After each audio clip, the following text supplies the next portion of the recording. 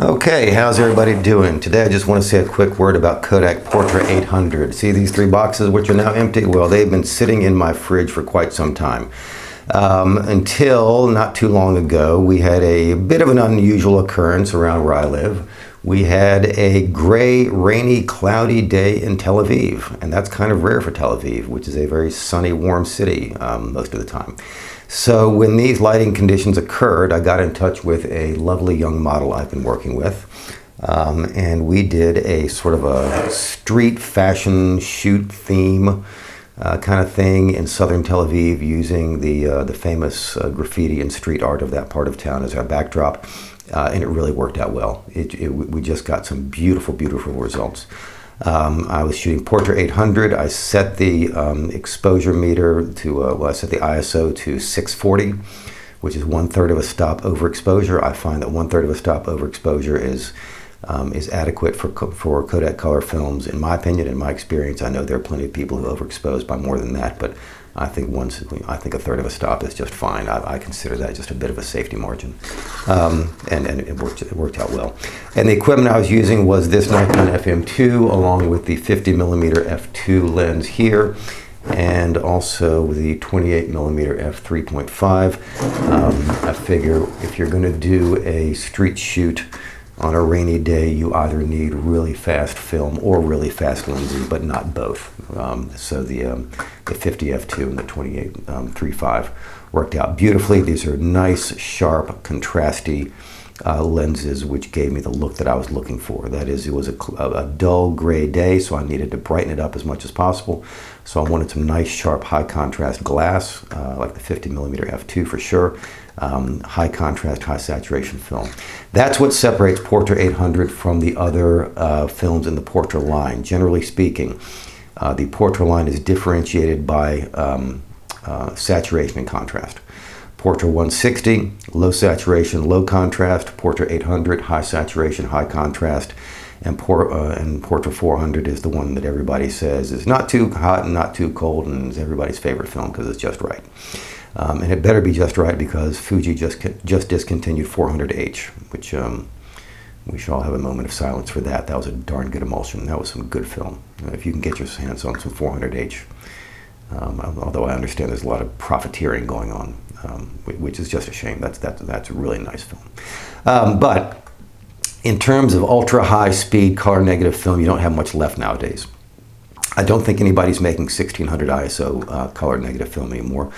And in terms of 800, you've got Portra, you've got the Cinestill product 800T, which is a tungsten balanced film. So if you were to do what I did with the Cinestill product, you'd get images with a severely pronounced blue tint, because it's balanced for tungsten. Which apparently makes it ideal for shooting the neon lights of old gas stations at night, but not ideal for a daylight shoot. You want daylight color balanced film for a daylight shoot, and Portra 800 is daylight balanced. That is, it's color balanced for 5500K as opposed to, I don't know what tungsten is, I think 3200K or something around there.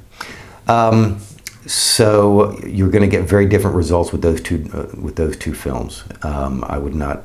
They're not suited to the same applications at all. I encourage you to have a look at the images I shot with this stuff, because I think the shoot that I did in southern Tel Aviv really brings out the best in this emulsion, and that is the ability to draw color and contrast out of dull situations. If you look at these images that I've got up on Flickr, you won't be able to tell that they were shot on a rainy day. In some of the images, in fact, it was raining and drizzling, and there was mist in the air, although you can't see it in the images. This film just really brings out the brightness and the colors, and it's just wonderful. The skin tone is perfectly balanced, which is what Portra is famous for. Obviously, it's formulated for portraits originally. So the skin tone is fantastic, and the color balance is just phenomenal. Great color fidelity, wonderful contrast, great saturation, and as you look at the images, I would encourage you to look for the shadows, because that's the only way that you can really tell that these images were shot under dull gray lighting conditions, because they don't look like it. They don't look dull and gray. They look fantastic. So you look for the shadows. What you're going to find are bright, contrasty, sharp, saturated images with very dull, soft shadows, when you can see shadows at all. In a handful of the images, there appear to be some shadows, but again,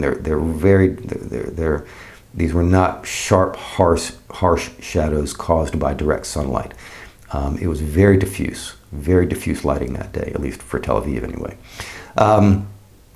So I had great results. Please have a look at those, and you do not need a Flickr account to see the images on Flickr. You just click on the link. Anybody can take a look at them. And if you live in a place where these lighting conditions are fairly common, such as, say, Northern Europe, Great Britain, the Pacific Northwest, make Portra 800 your friend. I mean, if you live in a gray, rainy place, and those are the lighting conditions you deal with on a regular basis, this stuff is just dynamite. It's not cheap, granted. It's not cheap, although it's not the most expensive either. But if you're going to spend money on high-end film, buy the good stuff. I mean, there's a lot of hipster crap out there. There really is. That's just, I don't want to get into it because I don't want to. Anyway, if you're going to spend money on film, spend money on the good stuff, and this is the good stuff. It really is. I mentioned the Cinestill product. I haven't tried it, so I can't say one way or the other. All I know about it is that it is tungsten color balanced. I suspect the Cinestill product is lower contrast and lower saturation simply because it's a cinema film, and that's typically what you get from cinema films. But again, I haven't tried it, so I don't know for sure. But it is not color balanced for daylight, whereas Portra is.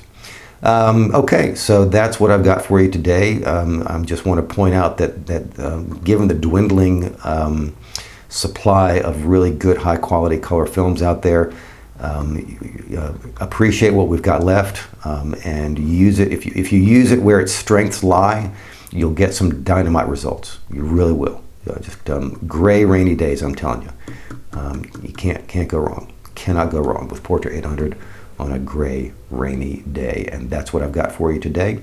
I hope you found the video entertaining, amusing, or informative.